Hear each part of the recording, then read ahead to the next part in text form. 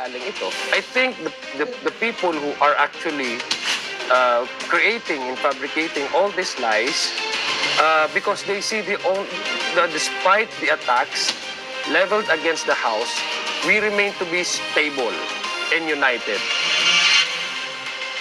Mga kapatid, alas 5:30 na. Ito na mga bumabanderang balita.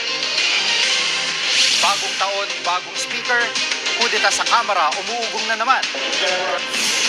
Totoo o fake news? Ombudsman Boying Rimulya isinugo daw sa ospital.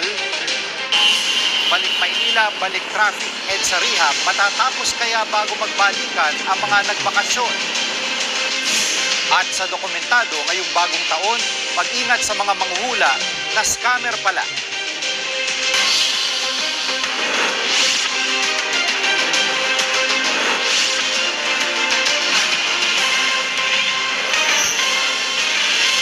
Umuugong na naman ang pagpapalit